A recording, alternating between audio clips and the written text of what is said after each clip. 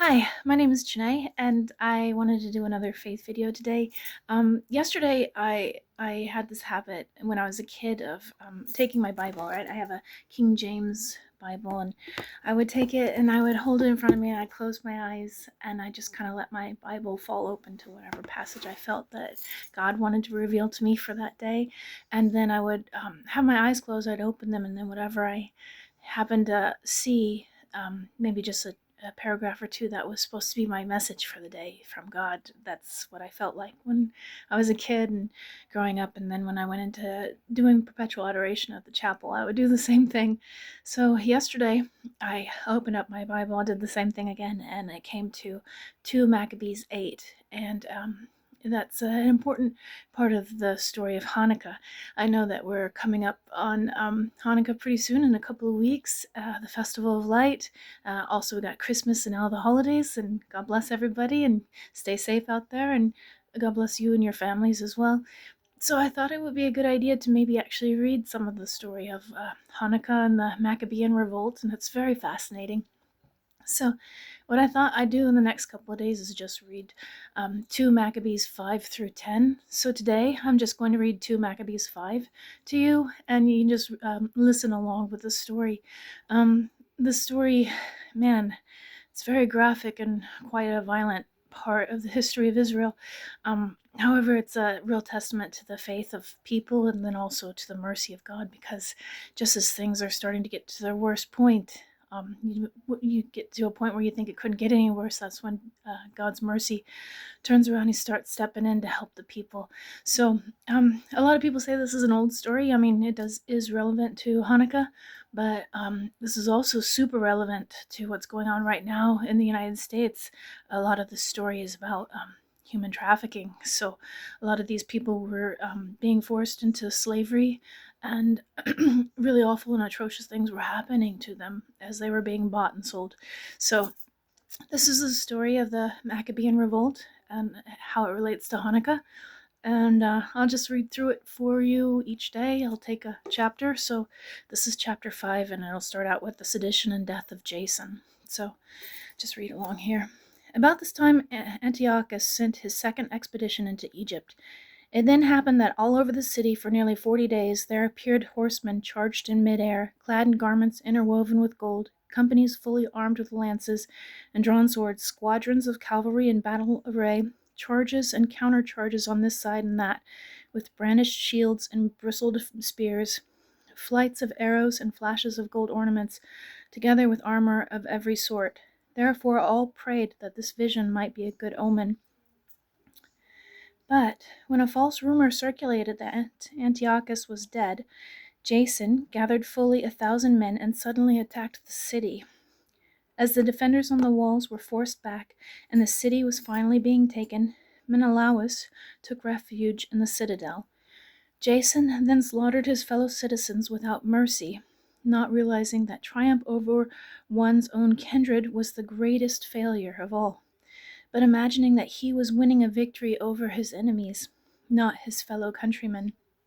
Even so, he did not gain control of the government, but in the end received only disgrace for his treachery, and once again took refuge in the country of the Ammonites. So it looks like what's happening here is that the people were expecting something good to happen. They thought that it was finally a time for a good omen, right? But then suddenly Jason attacks the city and he overruns it and he slaughters a lot of people. So at length he met a miserable end.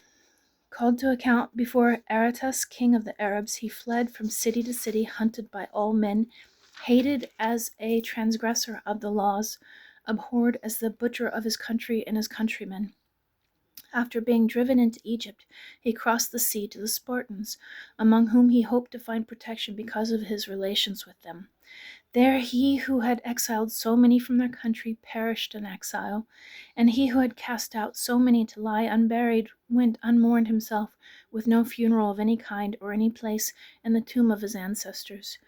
So we see this a lot in the Bible, where someone that's done a lot of harm towards other people, they kind of fall into the pit that dug for others, right? That's what we see in the story of Jonah going to Nineveh, and the Ninevites had done all these things to Thebes and other countries, and they were in danger of falling into the pit that they had dug for everyone else. And when Nahum returns to Nineveh, they actually do fall into that pit, and they are destroyed. So Jason receives the end that he had done to so many other people, and it was kind of deserving. So then the city is ravaged. When these happenings were reported to the king, he thought that Judea was in revolt. Raging like a wild animal, he set out from Egypt and took Jerusalem by storm. He ordered his soldiers to cut down without mercy those whom they met, and to slay those who had taken refuge in their houses.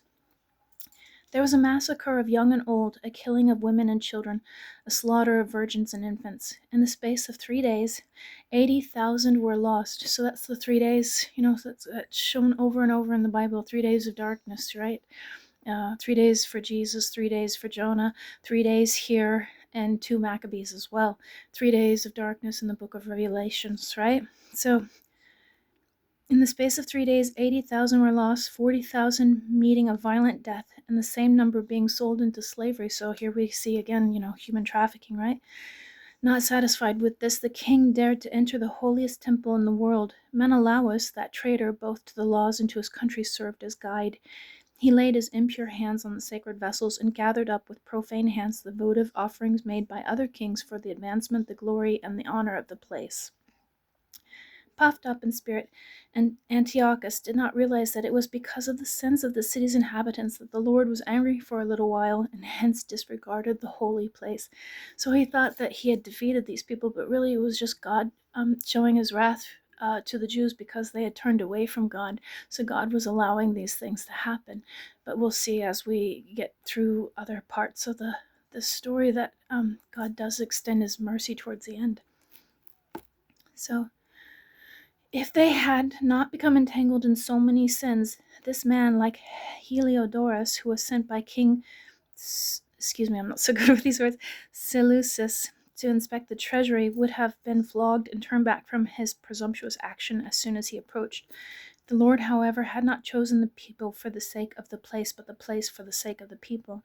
Therefore the place itself, having shared in the people's misfortunes, afterwards participated in their good fortune. What the Almighty had forsaken in his anger was restored in all its glory, once the great sovereign became reconciled. So that's the restoration of the temple, right? Antiochus carried over 1,800 talents from the temple.